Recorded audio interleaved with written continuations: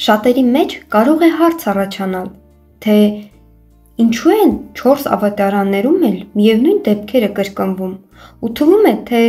նույնը 4 անգամ կարդում ենք, բայց դա այդպես չի։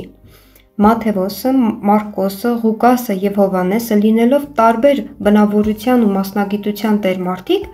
նրանք մանրամասն նկարագրել են այն, ինչ տեսել են, յուրաքանչյուրն իր տեսանկյունից, մեզ փոխանցելով մանրամասներ, որոնք առաջին հայացքից անտեսանելի են։ Նրանք լրացնում են մեկը մյուսին։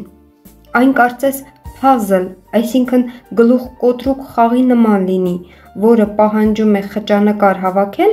նկարի տարբեր ձևերի բեկորներից։ Եվ սրա նմանությամբ 4 ավետարանները կարդալով կստանանք ընդհանուր պատկերը Հիսուսի կյանքի ու գործունեության մասին։ Սկսենք Հովհաննեսի ավետարանից։ Սկզբից էր բանը, և բանը Աստծո մոտ էր, և բանը Աստված էր։ Նա սկզբից Աստծո մոտ էր, ամեն ինչ նրանով եղավ, և առանց նրան չեղավ ոչինչ, որ եղել է։ Կյանքը նրանով էր, և այդ կյանքը մարդկանց համար լույս էր, և լույսը խավարի մեջ լուսավորում է, և խավարը նրան չնվաճեց։ Կար մի մարդ, Աստծուց ուղարկված, նրա անունը Հովհաննես։ Սա եկավ որպես վկա, որպեսզի վկայի լույսի մասին, որ բոլորը նրա միջոցով հավատան։ Ինքը լույսը չէր, այլ եկել էր, որ վկայի լույսի մասին։ Այդ լույսն էր ճշմարիտ լույսը, որ լուսավորում է ամեն մարդու, որ գալու է աշխարհ։ Նա աշխարհի մեջ էր, և աշխարհը նրանով եղավ, սակայն աշխարհը նրան չճանաչեց։ Յուրայինների մոտ եկավ, բայց յուրայինները նրան չընդունեցին, իսկ ովքեր նրան ընդունեցին, նրանց իշխանություն տվեց լինելու Աստծո որդիներ, նրանց, որոնք իր անվանը կհավատան։ Նրանք ոչ արյունից, ոչ մարմնի կամքից և ոչ էլ մարդու կամքից, այլ Աստծուց ծնվեցին։ Եվ բանը մարմին եղավ, և բնակվեց մեր մեջ, և տեսանք նրա փառքը, նման այն փառքի, որ Հայրն է տալիս միածնին, լի շնորհով ու ճշմարտությամբ։ Հովհաննեսը վկայում էր նրա մասին, աղաղակում և ասում. «Սա է, որի մասին ասացի, նա, որ իմ հետևից է գալու, ինձնից մեծ եղավ, որովհետև ինձնից առաջ կար։ Մենք բոլորս նրա լրիվությունից ստացանք շնորհ, շնորհի փոխարեն, որովհետև օրենքը Մովսեսի միջոցով տրվեց, իսկ շնորհը և ճշմարտությունը Հիսուս Քրիստոսի միջոցով եղան։ Աստծուն ոչ ոք երբեք չի տեսել, բացի միայն միածին Որդուց, որ Հոր ծոցում է, նա հայտնեց նրան»։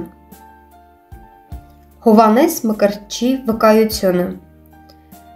Այն գրված է Մատթեոսի, Մարկոսի և Ղուկասի ավետարաններում ևս, որը կկարդանք։ Եվ Հովհաննեսի վկայությունը այս է. Երբ հրեաները Երուսաղեմից քահանաներ ու ղևտացիներ ուղարկեցին նրա մոտ, որպեսզի հարցնեն նրան. «Դու ո՞վ ես», նա խոստովանեց առանց վարանելու, խոստովանեց, թե «Ես Քրիստոսը չեմ»։ Ու նրան հարցրին. «Իսկ դու ո՞վ ես, Եղիա՞ն ես»։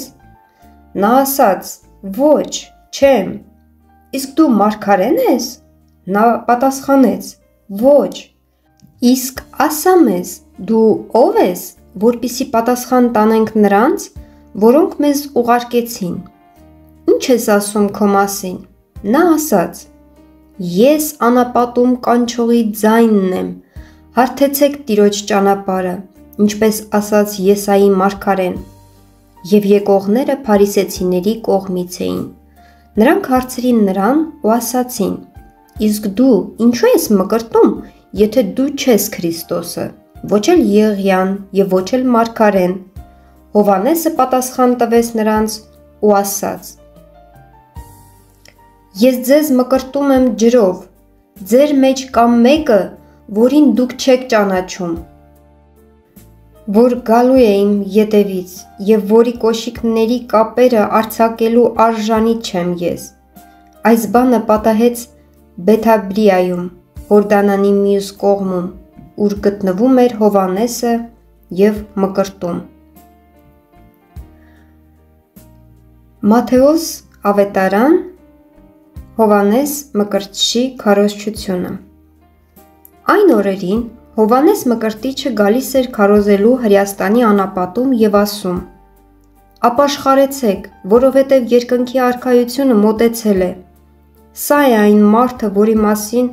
Եսայիայի բերանով ասվեց. Անապատում կանչողի ձայնն է. պատրաստեցեք Տիրոջ ճանապարհը և հարթեցեք նրա շավիղները։ Եվ ինքը Հովհաննեսը ուխտի մազից զգեստ ուներ և կաշվե գոտի իր մեջքին, իսկ նրա կերակուրն էր մորեղ ու վայրի մեղր։ Այն ժամանակ նրա մոտ էին գնում բոլոր երուսաղեմացիները, ամբողջ Հրեաստանն ու Հորդանանի շրջակայքի ժողովուրդը, մկրտվում էին նրանից Հորդանան գետում և խոստովանում էին իրենց մեղքերը։ Եվ նա տեսնելով սադուկեցիներից և փարիսեցիներից շատերին, որոնք եկել էին իր մկրտությանը, ասաց նրանց. «Իժերի ծնունդներ, ով ձեզ սովորեցրեց փախչել վերահաս բարկությունից, այսուհետև ապաշխարության արժանի գործեր կատարեցեք և մի հավակնեք ասել դուք ձեզ, թե Աբրահամը մեր հայրն է։ Ասում եմ ձեզ, որ Աստված կարող է այս քարերից էլ Աբրահամի որդիներ դուրս բերել, որովհետև կացին նահածառերի արմատին է դրված։ Ամեն ծառ, որ բարի պտուղ չի տա, կտրվում և կրակն է գցվում, և ձեզ ջրով եմ մկրտում ապաշխարության համար, բայց ով գալիս է ինձնից հետո, ինձնից ավելի հզոր է, և ես արժանի չեմ հանելու նրա կոշիկները։ Նա կմկրտի ձեզ Սուրբ Հոգով և հրով։ Նա, որի քամհարը իր ձեռքում է, և կմաքրի իր կալը, ցորենը կհավաքի իր շտեմարանում և հարդը կայրի անշեջ կրակով»։ Ղուկասի ավետարան 3-րդ գլուխ Հովհաննես մկրտչի քարոզչությունը։ Տիբերիոս Կայսեր իշխանության 15-րդ տարում, երբ Պոնտացի Պիղատոսը կուսակալ էր Հրեաստանի, և Հերովդեսը չորրորդապետ Գալիլեայի,